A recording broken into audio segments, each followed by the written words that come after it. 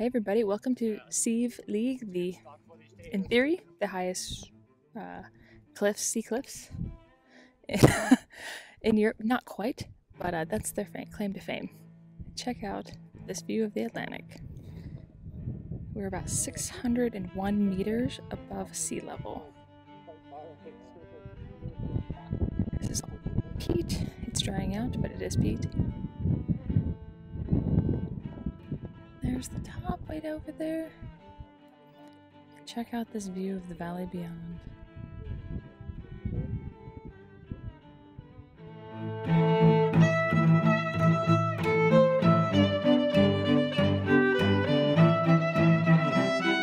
On this little tiny island for 7 years and drove himself completely mental. Hence the you have to wonder his motivation. But he came back, and apparently he came back mentally as well. He continued to be a monk for the rest of his life. So a lot of people mix him up and mix the whole story up with Colm Kill, because he's from this area too, St. Colm. So, but Asicus got here before him, I'm afraid, and sort of stole the limelight first. And we have a little edge here of what we think the church that we'll pass along the way looked like. Again, very little information got on it, and very little information survives to this day on it. The ruins are still there, we'll stand on the ruins, and this is our best guess, I suppose, of roughly what it looked like. So,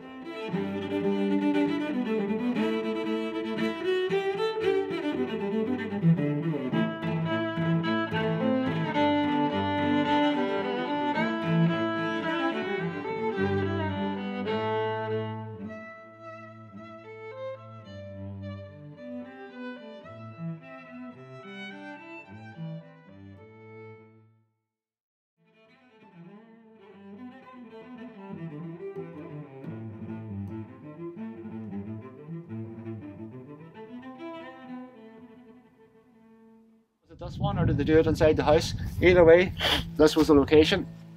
And the Mass rocks basically were places where Roman Catholics came to say Mass during the penal times of English occupation. So the English made it not only the wrong religion to study, but they also outlawed it effectively. Deaths were common enough. Death on clerics were even common enough. So what people done is they nominated an area, normally with a rock or a boulder that they used as an altar. The community all came together, and that's where they said Mass. They were normally in places like this, very obscure and very hard to get to, so they had a lookout. So here, for example, you can see all the way out to Glenconkill, and you can see all the way back into Carrick, into Teedon. You can see more importantly around the headland, the Killybegs, where any big, like horse and carriage units would have been coming. So if any British soldiers coming up here to try and stop you saying Mass, by the time they get up the hill, you're a local, you're long since gone, You're a bit like what you see in the moorings there. They're solid, they're mostly schists and granites, so they've kept their shape better. We can actually see the Mass rock, the altar rock still there. You can see where they've even bored holes in it to put the candles in and everything else. And then just about 20 metres away, there's a tree that's got a false floor on it. Basically, it's all been hollowed out. And this is where they would have had the priest and had the things like the chalice or anything of the valuables, the Bible and bits and pieces. So this has been long since argued that once upon a time there was more rock over here and this was the priest's hole.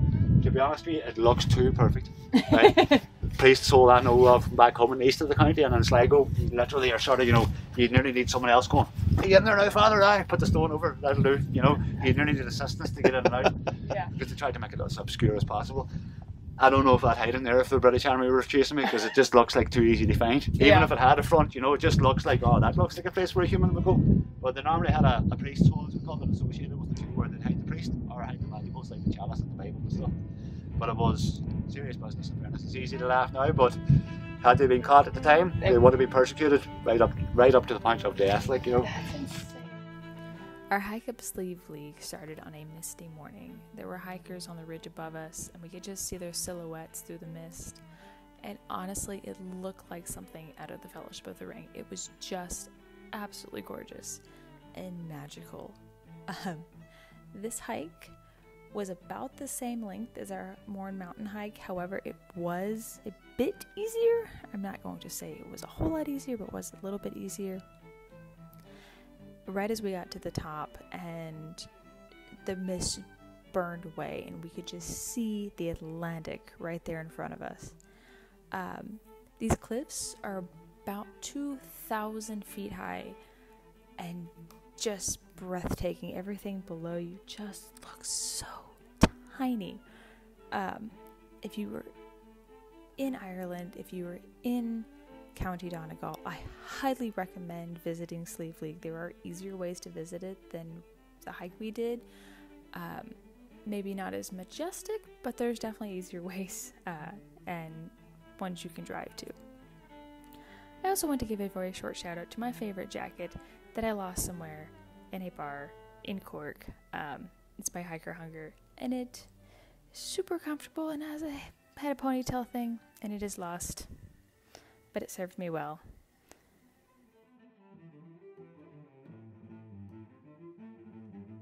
So the trail we're on is called the Pilgrim's Path, and it's actually on private property, or community commonage property. So it's not really fenced, but in theory it's owned. Anyway, this beautiful little waterfall is on it. This area is bogs, and you can't really do anything with it, so they just let sheep wander and then round them up at whenever the right time of year is, and shear or separate them out for the table. Yeah, gorgeous area. We just came down from way up there, the Slieve League, which are some beautiful sea cliffs here in Ireland.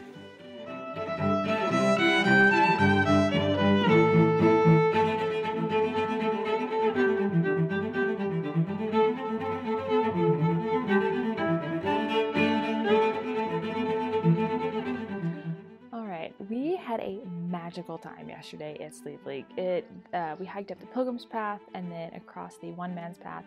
It is a long hike. We went over 6 miles.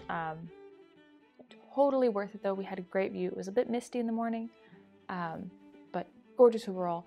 We were having a wonderful time here at Lough Eske Castle. It is wonderful. It is a little bit bougie.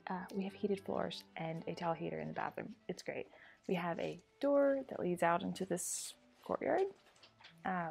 So wonderful. We're going to get a tour here in a bit, and then head down into Donegal itself to just kind of explore for a little bit before we head on to our next city, which is Galway. So let's go adventure. All right, this is the room at the Lough Eske Castle here in Donegal. Oh my gosh, this room is gorgeous. Check out the bathroom. There is dresser, sinks, bathroom, shower, and another massive tub. Let's go. Water on the bedside, and a closet with robes. Oh, and a fan. Hallelujah. Alright, here are the doors out into the courtyard. Let's go see.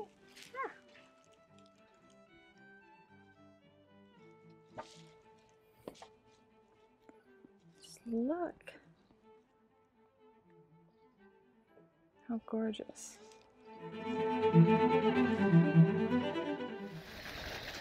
Alright, this is the Lough Eske Castle and the grounds. This castle has had a lot of owners over the year before it became a hotel. It actually had to be completely restored before it could become a hotel. 40 million pounds at the time, and that was in 2007, I believe. This is the newest part of the hotel. It is the restaurant, but as much as possible was restored as it would have been at the time it was built.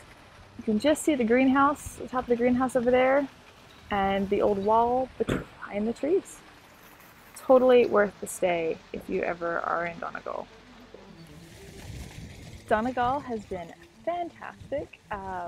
We are now headed off to Galway, and there should be lots of adventures on the way.